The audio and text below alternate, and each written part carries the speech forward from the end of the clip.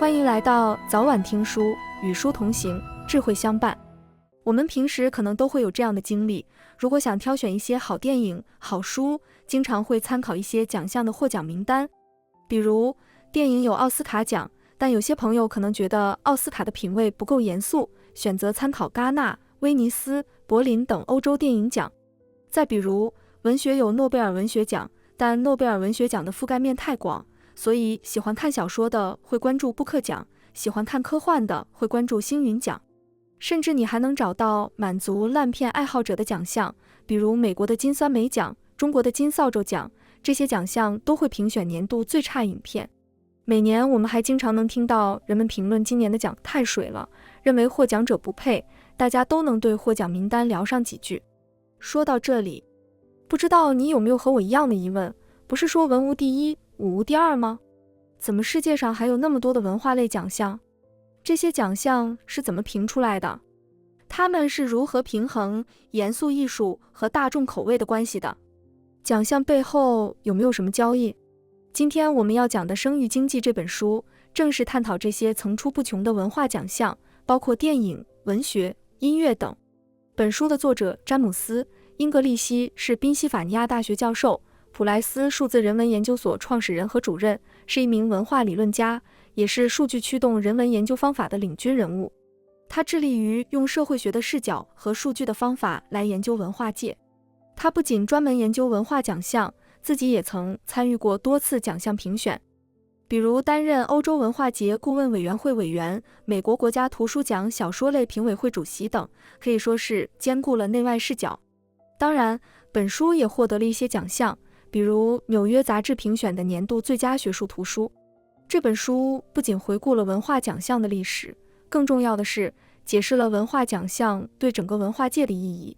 在他看来，文化奖为艺术家们提供了一个平台，让他们有机会把自己的才华转化为经济收益，让文化艺术能够发展为文化产业，不必让艺术家们穷且益坚。然而，风险也是显而易见的，当艺术遭遇金钱，还能保持纯粹吗？接下来，我们来回答这些疑问。首先，我们要回顾文化奖的历史，看看几个有代表性的著名文化奖是如何起家的，然后我们更进一步讲讲文化奖的规则，最后在拥有了更全面认知的基础上，再讨论如何看待文化奖。好，我们先来了解一下文化奖的发展变迁。首先，最基本的问题是，最早是谁想出来的给艺术家颁的奖的？实际上，艺术奖项在西方自古有之，最早可以追溯到公元前6世纪晚期。当时的古希腊地区非常喜欢借着祭祀神灵的机会办大会，体育有奥林匹克运动会，艺术方面也有举办艺术节，每年把音乐、诗歌、戏剧等等领域的艺术家都集中到一起比赛，再选出赢家。赢家除了会被当成值得尊敬的神的仆人，出资赞助活动的人也会得到税收减免。其中最出名的雅典的酒神节，堪称古希腊的一年一度戏剧大赛。这个活动虽然地理位置在雅典，但参与者并不局限于雅典，吸引了全希腊的人。所以雅典戏剧节的评选方式也强调公正性，由附近的部落提名评委，再靠抽签决定出最后的10个评委。等到了正式评选，要再用抽签挑选其中5个人的选票，保证完全的公正性。作者说，从古希腊开始，文化奖就显出了2个矛盾，第一个是作为节日的庆祝和作为奖项的管理之间有矛盾，或者说狂欢与严肃的矛盾；第二是艺术家的神圣化和艺术节的世俗化的矛盾。艺术和艺术家们一方面被提升到了一个具有宗教性的高度，强调他们的纯粹性，但另一方面却被卷入了世俗事务之中，要和财务核算、城市自我宣传等等俗事纠缠在一起。这种狂欢而又神圣的艺术奖，随着古希腊罗马衰落而逐渐衰落。等到文艺复兴和启蒙运动时期再度出现艺术奖，就是以严肃和世俗性为主要特征了。这个时期的艺术奖主办者不再是各个城邦，而是各国设立的官方艺术和文学学院，或者各个行业的专业协会。其中最有代表性的奖项要数罗马大奖。这个罗马大奖其实是法国的国家艺术奖。这个奖是在法国皇家学院的学员中挑选，包含绘画、建筑、雕刻、雕塑4个领域。获奖者会被送到罗马继续学习艺术，所有费用由国王承担。一个法国的奖为什么不叫巴黎大奖呢？这又要从颁奖的目的说起。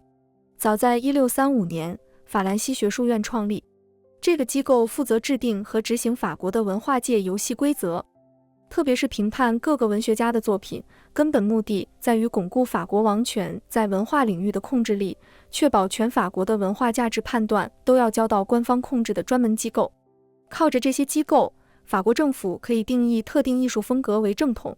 而当时法兰西的官方学院最青睐的风格就是古典主义，所以目的地必须是古典主义艺术风格的重镇，也就是罗马。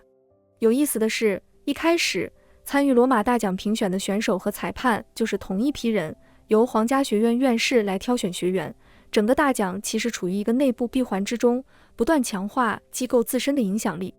所以作者总结说，罗马大奖代表了当时典型的法国官僚文化奖，受到法国官方有意识的操控，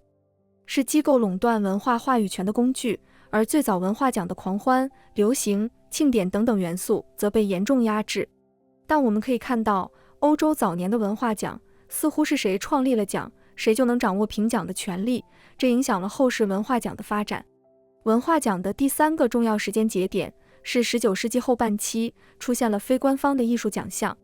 此时，欧洲文化界逐渐开始脱离国王和贵族的赞助，学院派从德高望重的正统派变成了因循守旧的代名词。而欧洲艺术也逐渐走进了大众消费市场，出现了各种各样的通俗艺术。同时，一种新的艺术家形象也开始流行开来，他们清贫而纯粹，追求在艺术道路上创作出不朽的作品，而不求世俗回报，具有一定的神圣性。于是，越来越多人开始嘲笑和指责那些古典奖项和控制他们的官方机构，那些离经叛道的反对派们反而成为流行文化。这个阶段的欧洲文化奖又成了一种略带耻辱的标记。于是，真正的现代文化奖鼻祖应运而生，那就是1895年设立的诺贝尔奖。相比当时欧洲各国官方机构颁布的奖项，诺贝尔奖足够独立，毕竟这是一份赠予人类的礼物，不限定于某一个国家或者个人的爱好。而相较古希腊的节日狂欢，它采取的形式又足够严肃庄严，特别是它把文学和物理、医学等科学并列在一起，更增添了严谨和理性的色彩。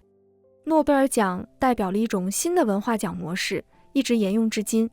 这是史上第一次有一个伟大的实业家把自己的巨额财产全部用于奖励活动，奖金数额特别巨大，而且涵盖范围特别广泛，当之无愧地成为欧洲文化界最受瞩目的活动。更重要的是，诺贝尔是靠炸药和军火发家的，这是一个难以抹去的道德污点，而他靠这次善举逆转了自己的风评，成为人们世代歌颂的慈善家，每年都会重复被人称赞，并和某一些令人尊敬的科学家和艺术家们永远联系在一起。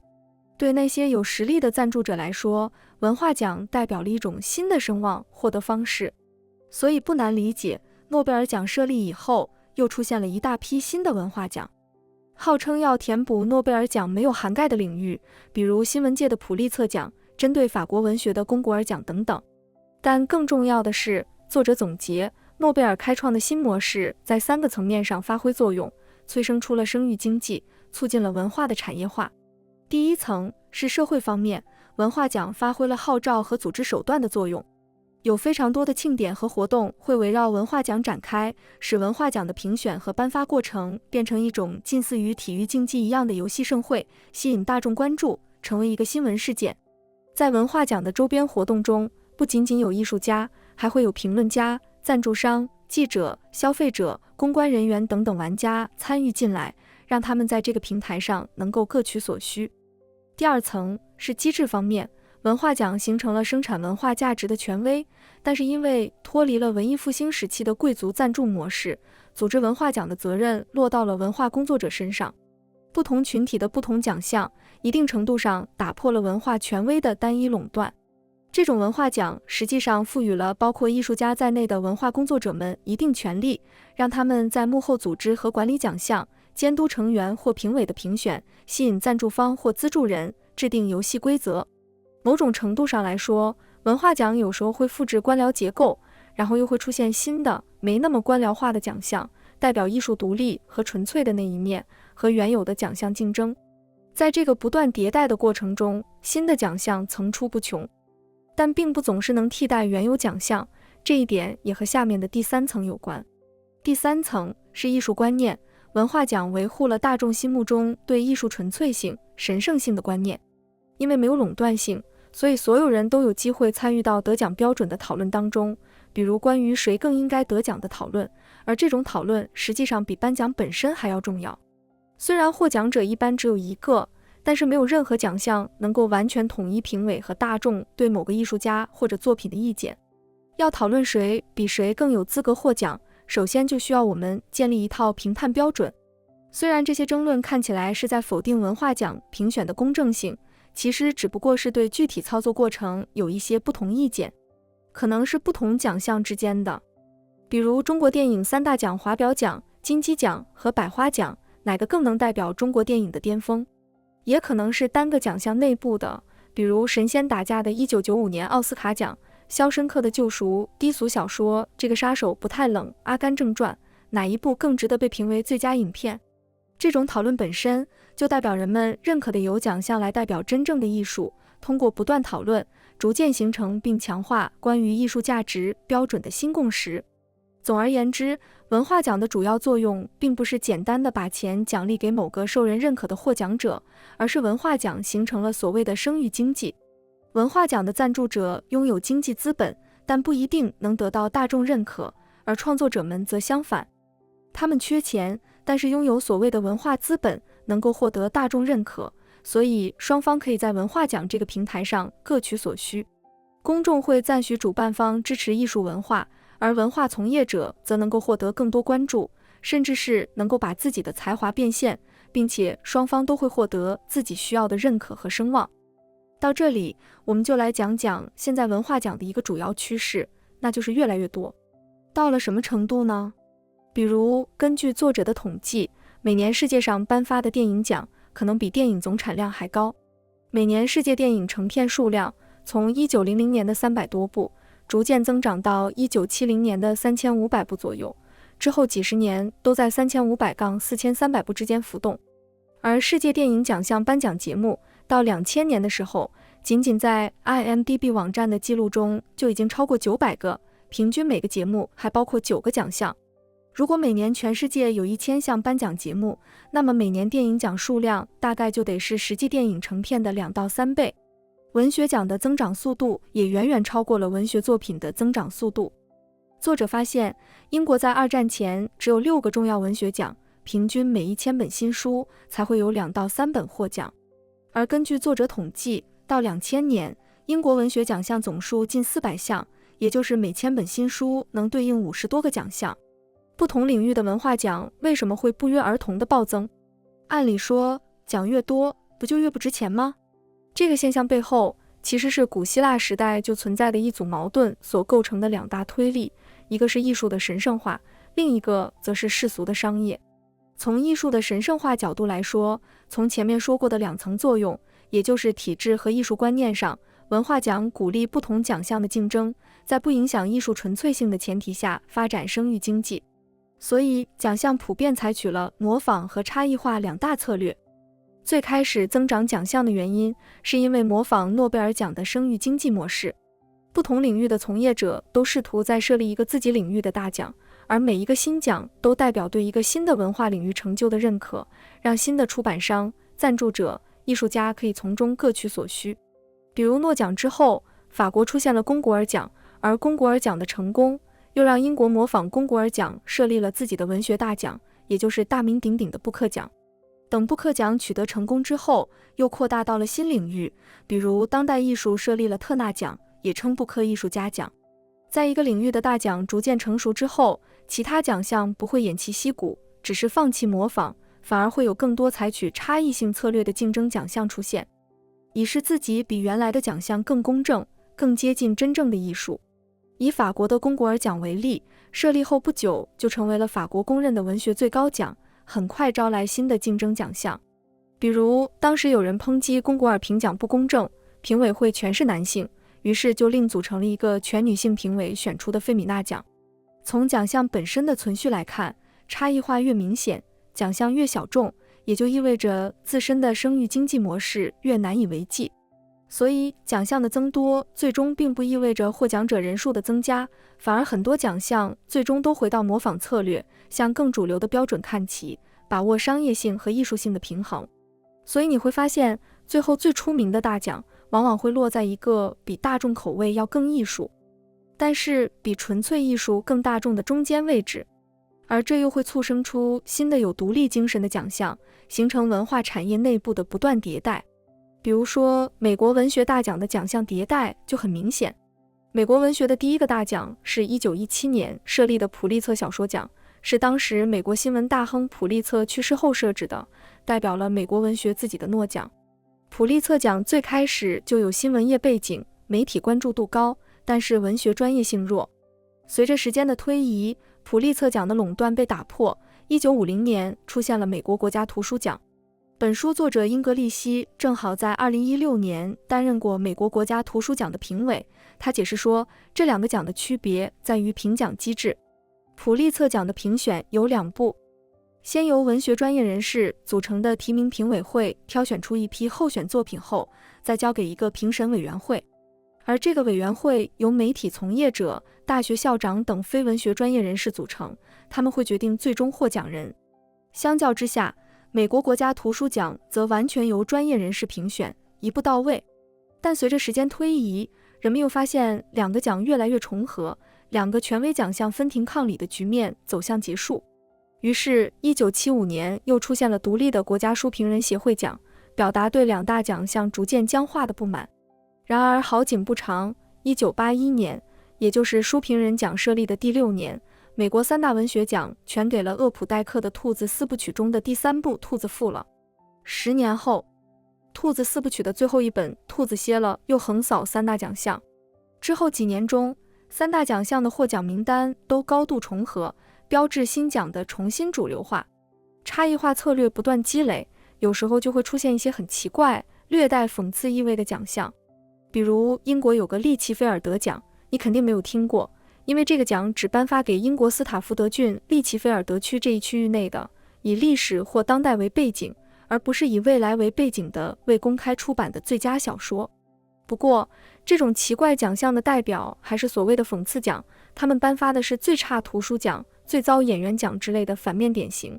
这些奖很少会直接抨击主流大奖的获奖者，而是去嘲笑那些没有获奖的失败作品，更像是作为对艺术的捍卫者在闹别扭。这些奖越是荒腔走板，越是讽刺主流奖项的僵化，为了关注度走向堕落，越能证明对某种神圣而纯粹的艺术的向往。这种对主流的挑战其实是对艺术声誉的修复。比如创立于1980年的美国金酸梅奖，这个奖自称最俗气的反颁奖典礼，但实际上金酸梅奖比奥斯卡奖更加注重对高品位的监督。他们会毫不留情地针对那些高票房、高知名度，但在他们看来俗不可耐的演员和作品。金酸梅奖最大的受害者是好莱坞传奇动作明星史泰龙，他是金酸梅奖最烂男演员常客，以至于1990年金酸梅奖给他发了一个10年最烂男主角还不够，2000年又发了世纪最烂男演员奖，就这样贬低史泰龙的演艺事业成就。在金酸梅奖看来，史泰龙的动作电影似乎代表了好莱坞比较粗俗的那种商业类型片，强调视觉冲击，而不重视剧本。当然，他的票房一定不会让资方失望，他的电影有明显的大众口味。金酸梅抓住史泰龙贴标签，认为他的商业片不够高雅。某种程度上，金酸梅就是好莱坞的监管机构，确保艺人们至少要有一点艺术追求。而勾引艺术堕落的，当然是来自世俗的商业，代表了奖项狂欢的那一面，让商业从另一个角度推动了文化奖的繁荣。特别是各种娱乐性文化奖经常能够引起轰动，比如其中影响力最大的就是奥斯卡奖。奥斯卡奖就像诺贝尔奖一样，启发了众多其他类似的电影奖项，包括国内竞争者金球奖、外国模仿者英国电影协会奖，也促使其他娱乐艺术领域开发自己的奥斯卡奖，比如音乐的格莱美奖、电视界的艾美奖等等。就连高雅的古典音乐也受到了影响。从1950年到1970年，全世界的钢琴比赛增加了5倍，而从1970到1990年，这个数字又翻了一番。人们可以在50多个国家找到500多个钢琴比赛。奥斯卡奖的成功不仅在于它的专业性，更在于它引领了文化奖的商业化浪潮。奥斯卡奖模式有一点和诺贝尔奖最大的不同，在于它不仅能够给人们带来声誉，还能赚到钱。1952年，奥斯卡奖率先在电视上进行转播，获得了数十万美元收入。后来又率先和美国广播公司，也就是著名的 ABC 夺下长期转播合同，并且赢得了极高的收视率。从1971年奥斯卡开始进行转播权竞标至今， ABC 从没有放过这棵摇钱树。虽然每年转播权合同都有几千万甚至上亿美元，但转播权的利润更大。比如2024年 ABC 就从奥斯卡转播中赚到 1.2 亿美元广告收入。到20世纪末的时候，奥斯卡的每座小金人带来的利润已经和诺贝尔奖的奖金持平，也就是100万美元，颠覆了传统的送礼式文化奖。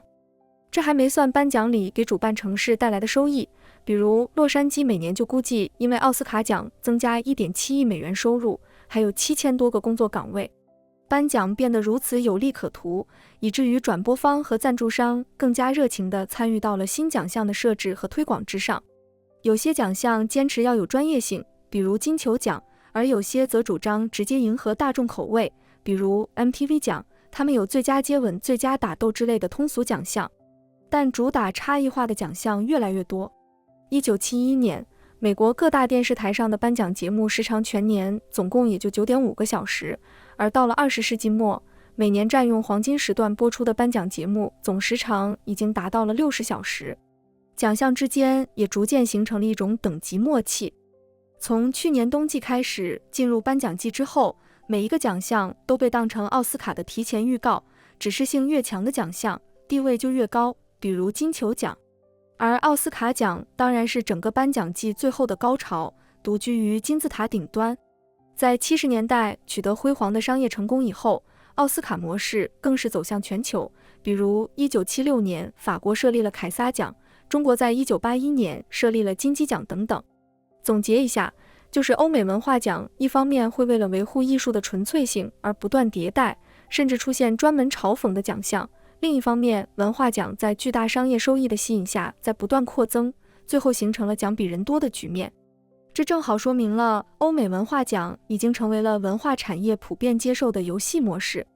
它既能保证文化产业变得更加有利可图，文化奖也能收到营销的效果，又不至于完全被当作一种普通的商业行为，保持着艺术的特殊价值，能够产出大量的声誉资本。作者总结说，文化奖已成为文化交易中最普遍、最尴尬、最不可或缺的工具，几乎任何文化事物的运转都不得不借助于它们，更不用说抵制其公认的影响力了。最后，我们来看本书作者总结的欧美文化奖这个游戏模式的规则。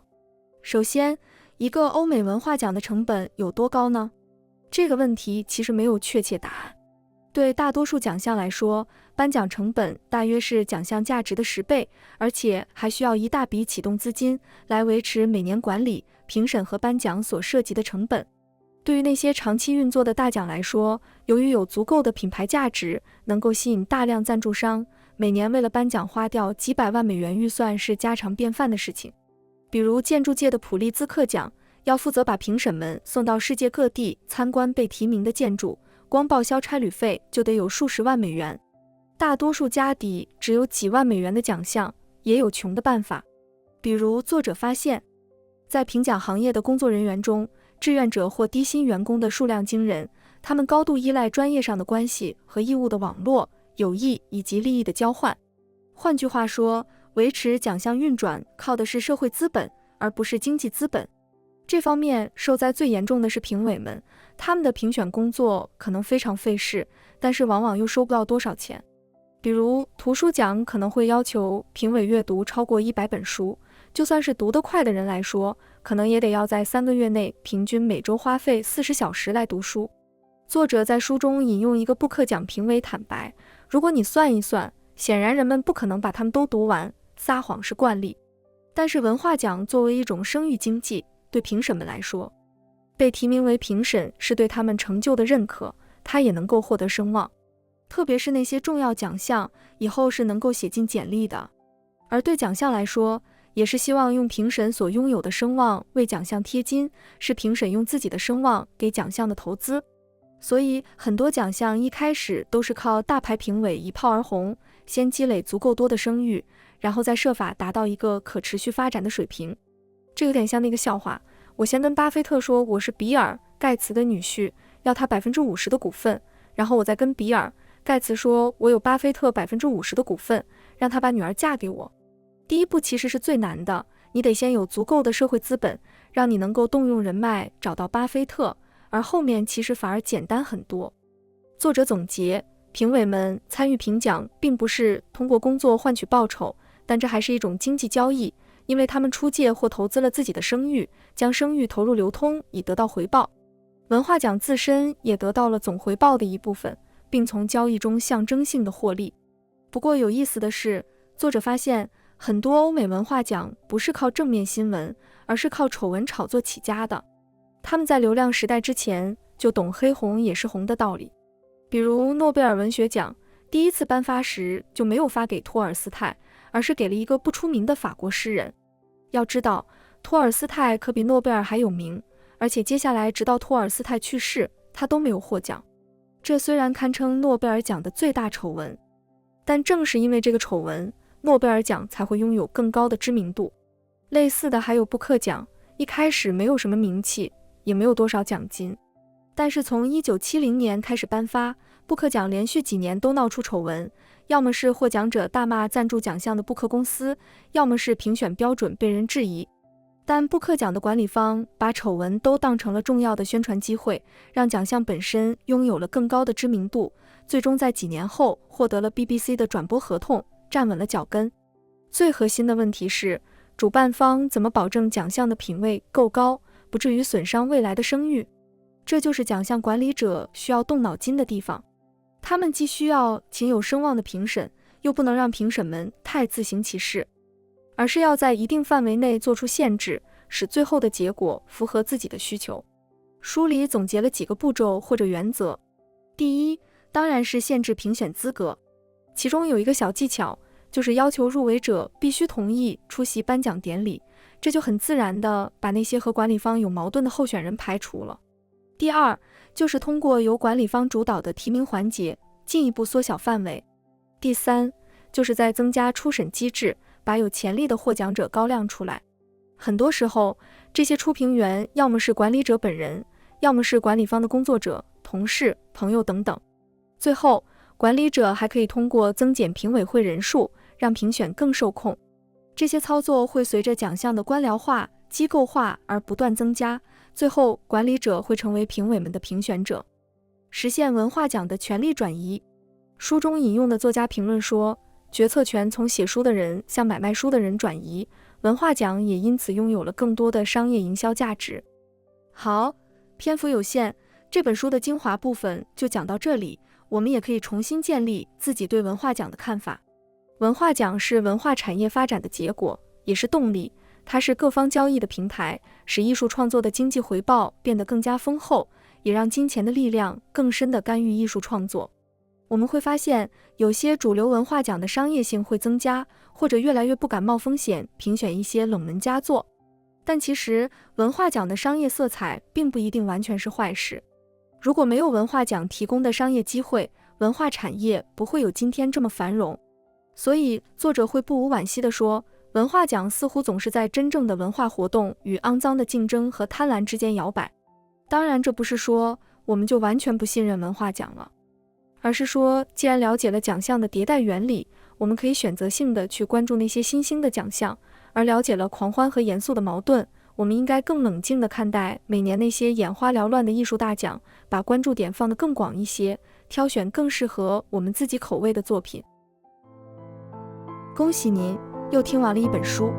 感谢您对我们的支持和关注，请订阅早晚听书频道，点赞和分享给身边的家人和朋友，一起与书相伴，智慧人生。我们下一本书再见。